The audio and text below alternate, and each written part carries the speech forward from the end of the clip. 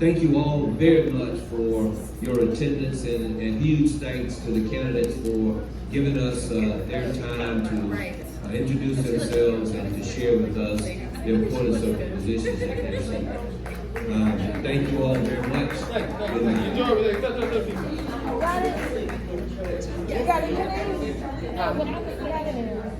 Okay, well, we're not quite done yet. We're not done. Because we do want to be able to have folks to be able to ask questions. Yes. We had no idea they were going to give each candidate 3 minutes. It was supposed to have been 1 minute, but they gave them 3. I don't think someone would have done that 1 minute. So actually, if we could have the candidates come up here. All of the Mr. candidates, if Wyndham, you can come up front. Mr. Wyndham, I know that you are late. However, if you could introduce yourself. Is it on Facebook Live? No, I'm doing it. Because I know they're going to jump on. Is this your camera? Yeah. Can you unlock it? You want me to put it on Facebook Live? Yeah. On the coalition page. Oh, they forget, but it's oh, okay. We're about to. All right, I'm going to go on the coalition page. All right. You got it? All right. Mr. Justin Mitchell, you ready? I need you to, I guess, moderate the questions in the audience and maybe do like a nice little icebreaker intermission. Give me 1 second. They requested flyers. So we're going to car real quick, grab some flyers. We're going to keep you get ready to leave. A couple people want some flyers real quick. So. Okay. 2 seconds. It's fine. I didn't think they were Think going to to like bring me this in much. flyers? They like I didn't think they you. were going to like me this much. You know, you never know. Of course they were gonna like you. Let me run to the car. Go. We're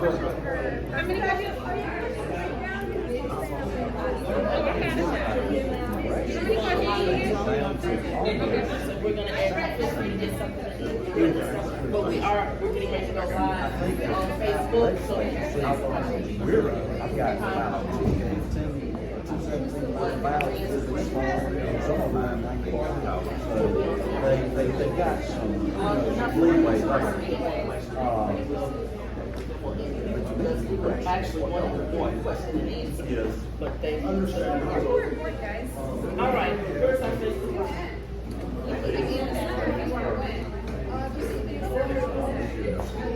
Right now, she's having a conversation about self-good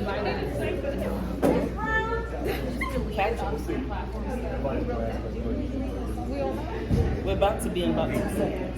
Yeah, I'm like saying right here, but see, I can get my minutes on there. Yes. I'm sorry. No, Cumberland County Community Watch Coalition. Is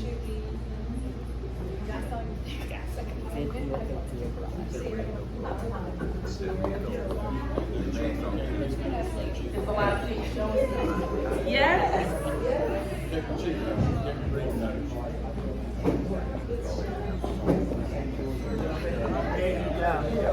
Well, as we're waiting, since we are live right now, as we are getting ready to start taking questions from those that are viewing and those that are actually here sitting in the audience. So we're gonna get started because we don't want to keep everybody all night, and we're gonna get everybody to get a chance to ask questions. So we're gonna start off with questions here in the audience until people start catching on. I'm back. Here, we're still on live. All right, so we have a question in the audience here. Miss Kathy Greggs, would you like to be our first person to ask a question? Yes, I would. Please come in front of the camera. Thank you. Hello, everybody. Everybody kind of know me in the community, but my name is Kathy Hey, Greggs. so that mask on. Let me see your face now. Ah, Let me see. I ain't There scared. we My go. name is Let me Kathy see. Greggs. Everybody knows who I am. I'm with Fayetteville Police Accountability Community Task Force here in Fayetteville, North Carolina. I'm a co-founder. I'm also an Army combat veteran, and I have some questions, and a teacher at Fort Bragg Schools. Okay, so the first question I would like to ask is to the person that's running for sheriff, Mr. Wyndham. So right now, ARP funds for the county is $45 million. As we allocated with the North Carolina state budget, we noticed that $10 million is supposed to be a replacement revenue to cover the cost of payroll and staffing for the sheriff's office and a detention center. So my question is, why are we spending so much in the detention center when you get $38 million every fiscal year for payroll? So like to me, the top end in payroll. If they're asking for 10 million additional dollars, over the 38 million. From ARP, which is our money, American Rescue Plan funds, from the people. This is our money, okay. Let me get your question straight. You're giving them 38 million already. No, you already get 38 million. Okay, from the county. You're Yes, talking you about do. the budget. Yes, you do. Okay. The budget. And they're asking for 10 million additional. Yes, for payroll and staff. Well, if you look at the payroll, I'm asking a question. that's what I guess. So what would you do about that? If you look at the payroll, you'll see it's a little top end. Okay. As far as operating expenses are concerned, my background is also the sheriff's office, but I've also worked in prisons. I'm currently a probation and parole officer. With that said, in the prisons, the cost of an inmate or a offender per day has probably tripled over the last 10 years. I think it's up around over $100 a day per offender. I don't know exactly what they do with that 38 million. I would hope that they are doing it as far as the offender, the daily housing of the offender, any medical that's being provided, equipment, paperwork, uniforms, whatever the case may be, they have to include salary. But why they need 10 million more, I'm gonna be honest with you, I have no clue why they've asked for 10 million more. I don't see where, if they were $10 million short, then somebody didn't count the beans right to begin with, to ask for only 38 million. And if they run out of 38 million before the fiscal year is over, once again, somebody didn't count the beans right. Thank you, sir. Thank you. All right. I got We have another question? She has another question right here. I just want to make sure that we're clear that we have a detention center, not a prison. That's two different That's ones. it's correct. I was just Okay, telling you that. two different Some of my allocations of money. background is working. Okay, And what percentage of our detention center are we currently using? yes. Say again, I'm What- sorry. What percentage of our detention center are we currently using? Uh, Because my family's construction company built that detention center, and I heard that we don't even use over 60% of it. The backside. We only use 3%. So if all that money's coming and we're not even using all of the percentage of the area, then where is it going? I know you want to answer this question. I know this is not the answer you're looking for, but you have to ask him to write that question. My problem is I'm not privy to that information, but if they're only using 60%, you know, when we first started out with the detention center back in the late 90s, early 2000s, the construction, I would get 35 million or whatever was allocated at the time when it was built. It wasn't that long. And then, no, it wasn't. And then it was like, somewhere between 500 and 800 beds. And now they've added another 300, 400, 500 beds. But what percentage of it is used? That's a good question. That's one I can't, you can't tell me that crime is not rampant in North Carolina. You do know we're number one in the state, correct? Oh, no, we are crime rate. We're number one in the state. Oh, yeah, we got somebody that may talk about the violence here, that you talked before at city council about budgeting. Okay, I have another question, and this goes to the General Assembly. I know, Elmer Ford probably had this. In 2019, 31,287 North Carolinians were charged with possession of a half ounce of marijuana. And 30,623 were charged with possession of marijuana paraphernalia.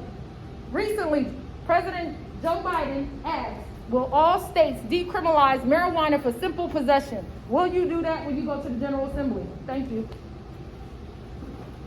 Yes or no? For the whole panel, I believe. Who you asked? General Assembly. Oh, General Assembly. It is the General Assembly where they will go and do a bill for decriminalizing marijuana. I don't want to promote. I So got who are this. you? Are you directing I'm it directing to this Elmer? to the Okay. General Assembly legislators. Okay, who wants to answer first? Yes. Is that your answer?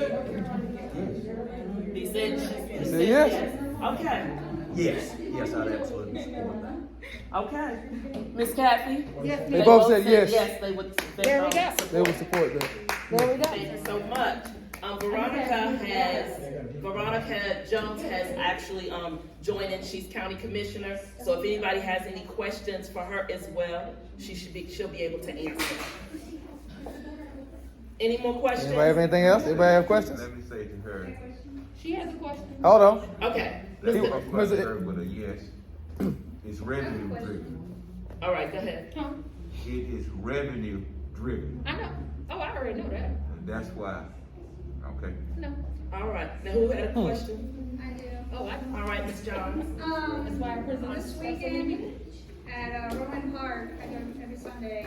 I got stoned against my will. I step out of my car and there's just people smoking dope. And about 3 breaths of that before I get away from them, I was stoned. What are we gonna do about smoking in public?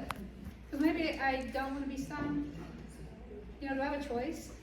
Who are you asking that You, question you, to? you caught a contact high from right now? Yes, and it's not that funny. If you're West Asian, you're very susceptible to that. My body doesn't metabolize it like yours. A little bit will do me. Why? What you mean it's not that funny? Because I smiled at you? Would you rather I frowned at you? The giggling. Who is the It's question? fine. Whoever just answered this one. Okay. You seem real aggressive. You all right? Mr. McNeil and You seem real hostile. Mr. Floyd. It's How all can right. you guys answer that question? We couldn't understand. Okay, her question was, when she went to the park this weekend, she got a contact high from people smoking in the park. She wants to know what they can do about smoking in public places. Not just weed, but just smoking in public places. No, the weed. See what about weed? Oh, just She's talking about weed, okay. yeah. Yep. Just weed in public places. They're gonna decriminalize. We can smoke it everywhere. Any answer? That's a good, that's a good question, there. Next. That is good. Okay, Mr. McNeil, any thoughts on that? I don't have a solution for that. Okay. Well, if the legislators in the room are going to vote for a passage of law to change it, to allow it to be used, okay, fine, whatever they do. But we do alcohol in certain ways, you can do the same thing. There's a time, a manner, and a place where you can or cannot use because of those sorts of issues that the question raised. That's just a thought, and I'm not running to legislate. I'm just running to apply the law that they do. Well, in Las Vegas, where it is decriminalized, you can only smoke it at certain places. That's right. In Las Vegas. It's an enforcement question. Local municipalities always say that the state provides for them unfunded mandates. Yeah. Unfunded mandate. Now, the question that the police department would say, can we enforce it? Yeah. We don't have enough law enforcement officers, nor will the court, tie the court up with all of those cases. We can pass the law. We can pass the law, but will they enforce the law? That's the question. Now, believe me, you don't have to go to the park. You can ride by somebody. A car can pass you. A car can pass you. I'm talking about two cars in front of you. You can get the smell. And they call it loud. That's the name of it, loud. And it is loud. But the question of it is, will the city enforce it? It's the same thing now about the city and downtown looking at having a mixed drink district. Got it. Okay, now, that is gonna cause more law enforcement officers downtown to enforce that. That's why the chief said, let's do it on the basis, to see, a 2-day basis, to see how it's going to. It's a common sense thing. Gotcha. It's common sense. If I could say something about what Robbie said. Go ahead. What was I want a quarter ounce, I think she said a half ounce below. Half ounce. Half ounce. A half ounce? Was it a half ounce or quarter ounce you were talking about? Half ounce and below. Is a half ounce of the symbol. Okay, half ounce of weed that is legal, basically. So we're legalizing weed to an extent and so forth. And personally, in law enforcement, after all these years, because, you know, we've lost the war on drugs. We're not meant to win the war on drugs. Y'all do realize that, correct? You do realize that the federal government is gonna control the war on drugs. It's not your locals. The only thing we can do is kind of combat where we're at with it.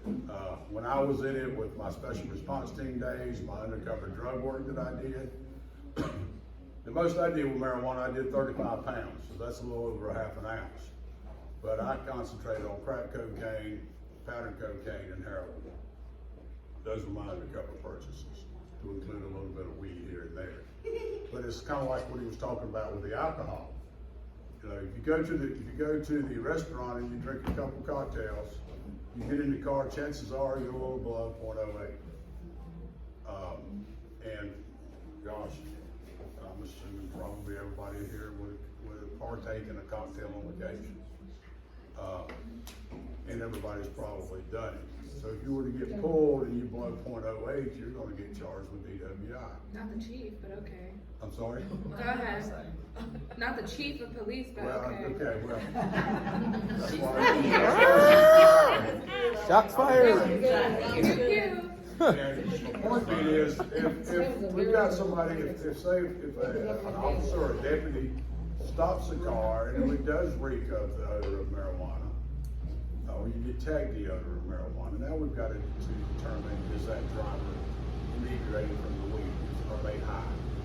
How do we, what do we do? Because now we've got somebody that's high on weed versus somebody that's a little bit intoxicated but not much. They probably got the similar buzz.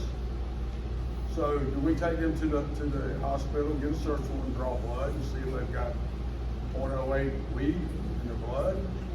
There is no Alka-Seltzer for marijuana, and so forth. So I agree with you as far as that half-ass, because it just stymies the court system with that. And we've got a lot of people back in the 90s before the Justice Reinvestment Act came about. You know, people were going